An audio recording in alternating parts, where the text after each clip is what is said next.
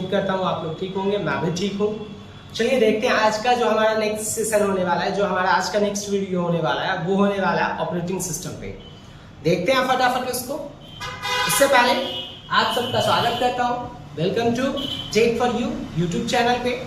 यदि आपने चैनल को सब्सक्राइब नहीं किया तो चैनल को सब्सक्राइब कीजिए, बेल आइकन को दबाइए और अपने दोस्तों के साथ शेयर करना बिल्कुल मत भूलिएगा। चलिए देखते हैं आज का जो हमारा सेशन है उसको। आज का जो हमारा वीडियो होने वाला है वो होने वाला है ऑपरेटिंग सिस्टम। अब सबसे पहला चीज, ऑपरेटिंग सिस्टम, किसी भी चीज को ऑपरेट करने के लिए हमारे पास एक ऑपरेशन की जरूरत होती है, आवश्यकता होती है।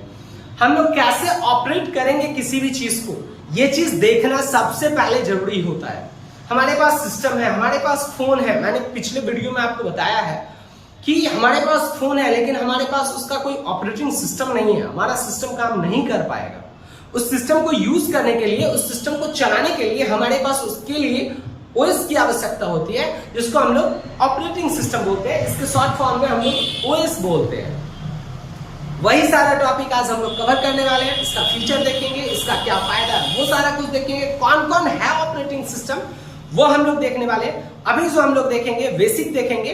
नेक्स्ट वीडियो जो आपका जो थोड़ा हाई लेवल का आएगा उसमें हम लोग अच्छे से डिफाइन करके देखेंगे। मैं एक और चीज बताने जा रहा हूं कि आने वाला जो हमारा वीडियो सेशन है उसमें मैं क्लास 1 से क्लास 10 तक जो भी कंप्यूटर बेसिक पढ़े जाते हैं, जो भी प्राइवेट स्कूल्स में पढ़ाए जाते हैं, वो सारा टॉपिक मैं चैप्टर वाइज एनसीईआरटी सिलेबस से कवर करने वाला हूँ।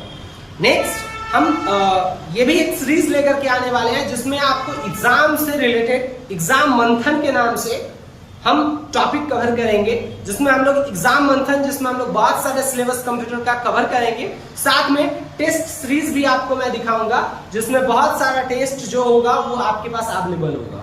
धीरे धीरे मैं आपके इसी यूट्यूब चैनल के थ्रू बीसीए, एमसीए, बीटेक वाले बच्चों को भी मैं जोड़ने का कोशिश करूंगा, जिसमें आपको बहुत सारा फंडामेंटल ऑफ कंप्यूटर से रिलेटेड बहुत सारे टॉपिक्स कवर होंगे। चलिए अभी देखते हैं हम लोग फटाफट operating system.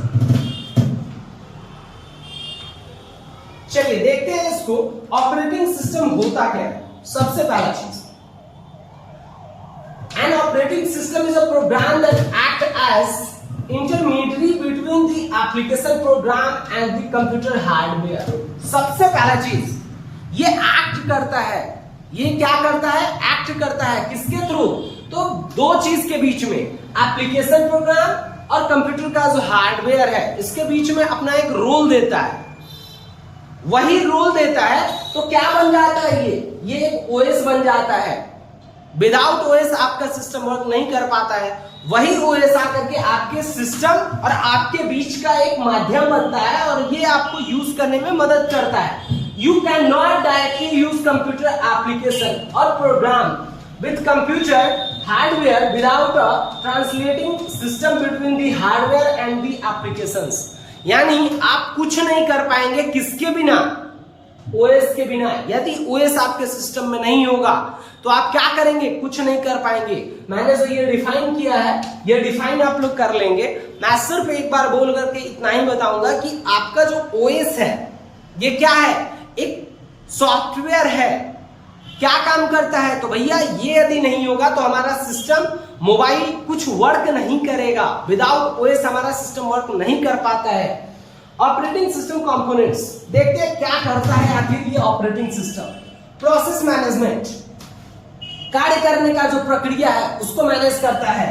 Memory management, memory जो डेटा स्टोर करने का काम होता है वो करता है। फाइल मैनेजमेंट, आपका जो फाइल होता है उसको मैनेज करके रखता है। सिस्टम प्रोटेक्शन, सिस्टम को प्रोटेक्ट करके रखता है। सेकेंडरी स्टोरेज मैनेजमेंट, यानी दूसरा जो आप बाहर से यूज करते हैं स्टोर करने के लिए, जैसे पेन ड्राइव, हार्ड डिस्क वगैरह, उसका यूज करता है, उसको संभालने का काम करता है, मैनेज करता है। नेटवर्किंग, इंटरनेट जो आप इस्तेमाल करते हैं तो ओएस वो चीज भी देखता है कि कोई डेटा ऐसा तो नहीं जो सिस्टम को हानि पहुंचाए, जितना इसके पास अपना कैपेसिटी होता है। कमांड इंटरप्रेटिव सिस्टम, यानी आप जो भी कमांड देते हैं इसको समझने का कोशिश करता है। कौन? तो सारा कुछ ये करता है कौन? ओएस, जिसको हम लोग ऑपरेटिंग सिस्टम बोलते हैं। ध्यान रखिएगा।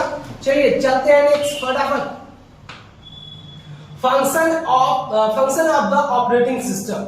अब फंक्शन क्या क्या है इसका, इसको फटाफट देखते हैं। तो फंक्शन हमारे सिस्टम का रिसोर्स शेयरिंग। अब कुछ रिसोर्सेज होते हैं फाइल्स के, वो सारा कुछ शेयर करना, process management, file management, facilities, booting, यानी बूटिंग का भी जो प्रक्रिया होता है उसको भी मैनेज, मल्टीटास्किंग। ओएस का काम क्या है, ओएस का काम है कि भैया हम जो मैनेज कर रहे हैं तो मल्टीटास्क आप कीजिए, वो भी हम मैनेज करने के लिए रेडी हैं, लेकिन वैसा ऑपरेटिंग सिस्टम आपके पास अवेलेबल होना चाहिए। तब जॉब अकाउंटिंग, यानी अकाउंटिंग से रिलेटेड जो भी होता है उसको फियर करता है। नेटवर्किंग, यूजर इंटरफेस, यूजर के हिसाब से अपना एक इंटरफेस बनाना। लेकिन ओएस का काम बस सिस्टम को सिर्फ देखना नहीं है, सिस्टम के ये सारे काम, फंक्शन जो भी होते हैं, ये सारा कुछ करने का भी है, जो आप लोग पहले भी जरा सा देखे हैं। नेक्स्ट हम लोग फटाफट देखते हैं, ऑब्जेक्टिव है कुछ, ऑब्जेक्टिव्स ऑफ ऑपरेटिंग सिस्टम। सबसे पहला चीज, हमारा जो सिस्टम होता है, हमारा जो ओएस होता है, क्या होता है, तो भैया ये होता है यूजर फ्रेंडली। यदि यूजर फ्रेंडली आपके साथ हम नहीं होंगे तो आप हमारा वीडियो नहीं देखेंगे, यदि ये सिस्टम नहीं होगा तो आप सिस्टम यूज करना छोड़ देंगे। तो यही चीज होता है, ओएस क्या करता है कि भैया हम आपके साथ हैं, आप जो काम कीजिएगा हम आपकी मदद करेंगे जितना हमारी कैपेसिटी है। नेक्स्ट है इजी एक्सेस, यानी एक्सेस में, सिस्टम को एक्सेस करने में, किसी भी चीज को एक्सेस करना आपके लिए डिफिकल्ट हो जाता है। कब, जब वो आपके साथ वर्क नहीं करता है। तो वही चीज कह रहा है कि भैया हम आपके साथ इजीली वर्क करने के लिए रेडी हैं। नेक्स्ट है हमारा कंट्रोल एंड मॉनिटरिंग। कंट्रोल भी करता है, किस चीज को कंट्रोल करता है, तो जो आपका डेटा होगा, यानी प्रोसेसिंग का होगा, या फिर आप जो डेटा मेमोरी का देते हैं वो होगा, वो सारा कुछ क्या करता है, कंट्रोल करता है और देखता भी है। दोनों काम है इसका, एक काम पे नहीं आधारित है, ये दोनों काम कर रहा है, कंट्रोल भी कर रहा है, मॉनिटर भी कर रहा है, मतलब संभाल भी रहा है, देख भी रहा है, वही चीज। तो ये आपके ऑब्जेक्टिव्स हो गए। नेक्स्ट आप लोग देखिए फटाफट, टाइप्स ऑफ ऑपरेटिंग सिस्टम। ये है हमारे कुछ टाइप्स। अब इसमें नेटवर्क ऑपरेटिंग सिस्टम, इंटरनेट जो चलता है, जो बड़े बड़े जहां से इंटरनेट को चलाया जाता है, तो उसके लिए इंटरनेट का अपना एक ऑपरेटिंग सिस्टम होता है, जो बहुत सारे अलग अलग डिवाइसेज उसके साथ जुड़ते हैं, वो काम करता है। रियल टाइम ऑपरेटिंग सिस्टम, इसका इस्तेमाल इंडस्ट्रीज वगैरह में किया जाता है। सिंगल यूजर ऑपरेटिंग सिस्टम हम लोग जो करते हैं, जिसमें विंडोज आता है, ये हमारा क्या सिंगल यूजर इंटरफेस है, sorry single user operating system है।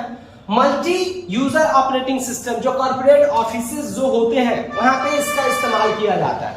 मैं एक चीज बता दे रहा हूं कि ये सारे जो भी हैं टाइप्स, और जो भी आपने पहले देखा फंक्शन, वो सारा कुछ मैं एक अलग स्पेशल वीडियो दूंगा जिसमें पूरा लेक्चर आपका अवेलेबल होगा, जिसमें पूरे टॉपिक्स को समझाया जाएगा, कवर किया जाएगा। अभी हम लोग सिर्फ बेसिकली देख रहे हैं कि हमारा फंक्शन कैसे काम करता है, टाइप्स कौन कौन है। चलिए आगे देखते हैं। ये कुछ एग्जांपल्स हैं ऑपरेटिंग सिस्टम के जो हम लोग बेसिकली जानते हैं। विंडोज नाम सुना होगा, अभी जो यूज कर रहे हैं विंडोज 11 आ गया है, 10 पहले वाले लोग यूज कर रहे हैं, 7 भी यूज कर रहे हैं। लिनक्स है, मैक है, जो कि एप्पल का जो लैपटॉप होता है तो मैक यूज करते हैं। एंड्रॉइड जो फोन में, आईओएस जो एप्पल का जो फोन आता है उसमें ये सारे क्या है, ऑपरेटिंग सिस्टम है जिसका इस्तेमाल हम लोग कर रहे हैं या करते हैं। मिलते हैं नेक्स्ट वीडियो में। यदि वीडियो अच्छा लगे लाइक कीजिएगा, कमेंट करके अपना सुझाव देना बिल्कुल मत भूलिएगा। मिलते हैं फिर नेक्स्ट वीडियो के साथ अगले सेशन में, तब तक के लिए आप सबका धन्यवाद।